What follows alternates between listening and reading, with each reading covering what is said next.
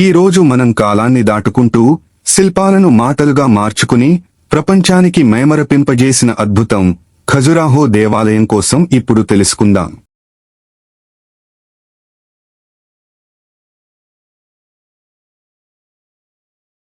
ఒకే రాయి మీద జీవితం మొత్తం చెక్కబడినట్టు కనిపించే ఈ దేవాలయాలు కేవలం శృంగార శిల్పాలు మాత్రమే కాదు, భారతీయ ఆధ్యాత్మికత, యోగశాస్త్రం, తత్వశాస్త్రం, ఖగోళ శాస్త్రం మొదలగు శాస్త్రాలను ప్రతిదాన్ని కలిపి చరిత్రను శిల్ప రూపంలో చెక్కబడ్డాయి.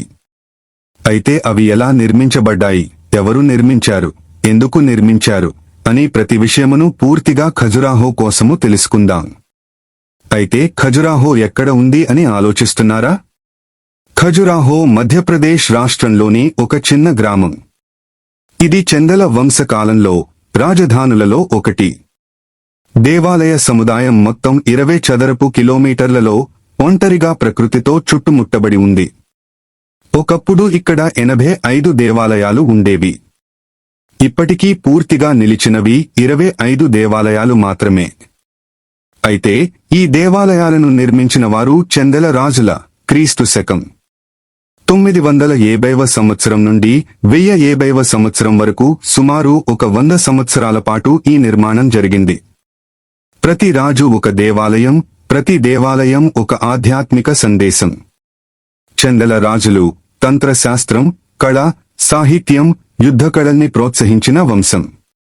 అందుకే ఖజురాహోలో మనిషి జీవితం శరీరం, మనస్సు, ఆత్మ రూపంలో చెక్కబడింది.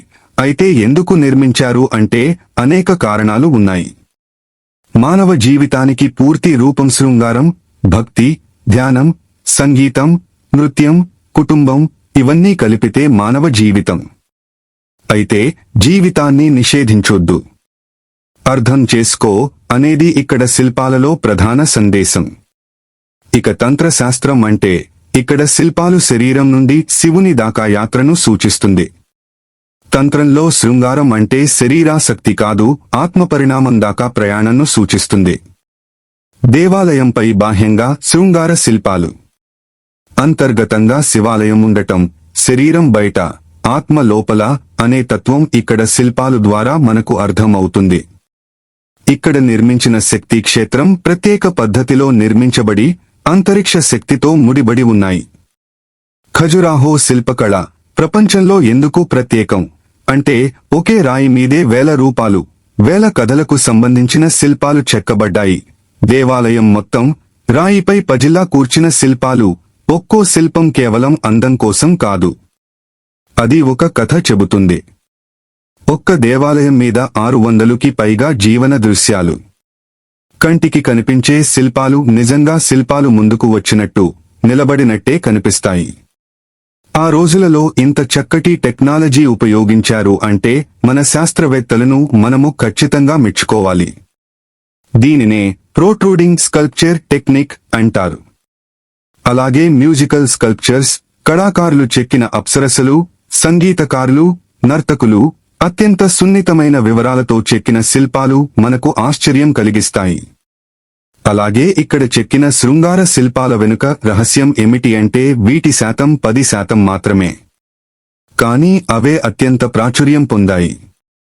అవి జీవితాన్ని తిరస్కరించకుండా అర్థం చేసుకోవాలని చెప్పే తత్వమును ఈ శిల్పాలు మనకు తెలియజేస్తున్నాయి. ఇక్కడ ఖజురాహోలో 5 ముఖ్యమైన దేవాలయాలు ఉన్నాయి. అందులో మొదటిది కందారియా మహాదేవ ఆలయం. ఈ దేవాలయం ఖజురాహోలోనే అతి పెద్దది.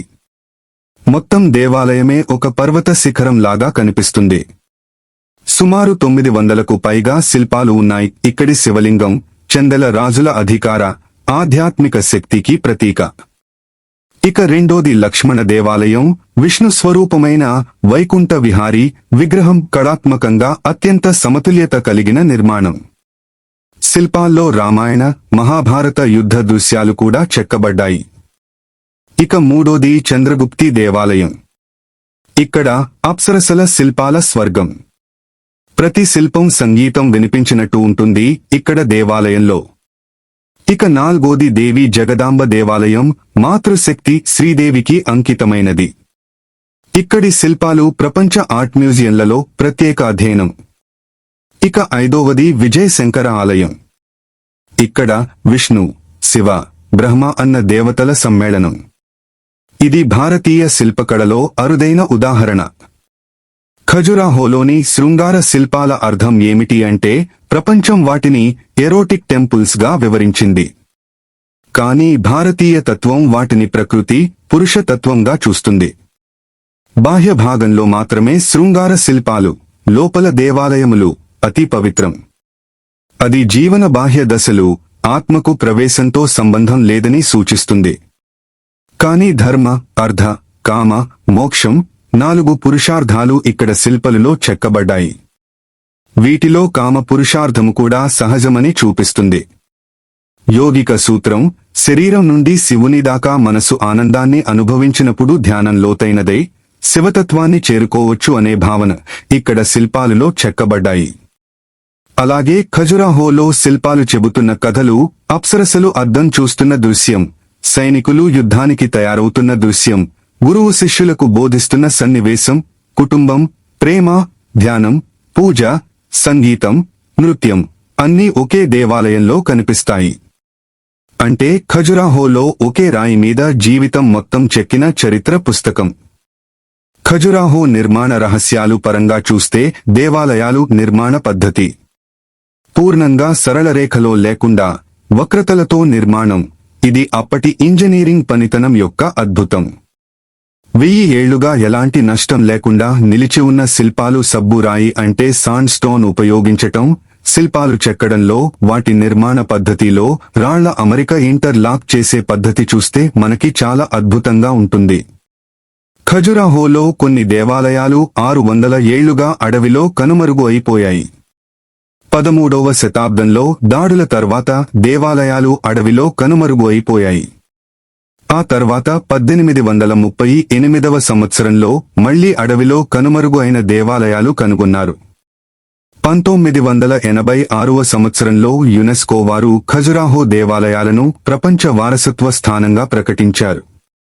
ఇది భారతదేశపు శిల్పకళను ప్రపంచం ముందుకు తెచ్చినందుకు మనకు మహా గర్వకారణం. ఖజురాహో దేవాలయాలు మానవ జీవితపు అందం, ఆధ్యాత్మికత, తత్వం, కళాశాస్త్రం ఈ 5ంటినీ కలిపిన భారతీయ సంస్కృతికి అద్దం పట్టినట్టు ఉంటాయి ఈ ఖజురాహో శిల్పాలు. అయితే ఇప్పుడు మనందరం ఆలోచించవలసిన విషయం ఏమిటి అంటే మన పూర్వీకులు ఖజురాహో శిల్పాలు ఇంత అద్భుతంగా చెక్కడానికి ఎలా ఊహించారు? వాటిని ఎలా చెక్కారు? అలాగే ఎలా నిర్మించారు? అది మనకే ఆశ్చర్యం కలిగిస్తుంది. మీరు భారతదేశాన్ని మరియు చరిత్రను ప్రేమిస్తే ఖజురాహో దేవాలయంను తప్పనిసరిగా దర్శించండి. ఈ వీడియో మీకు నచ్చితే లైక్ చేయండి మరియు షేర్ చేయండి. మరిన్ని చారిత్రక మరియు ఆధ్యాత్మిక వీడియోలు, కథల కోసం నా ఛానల్ను సబ్స్క్రైబ్ చేయండి.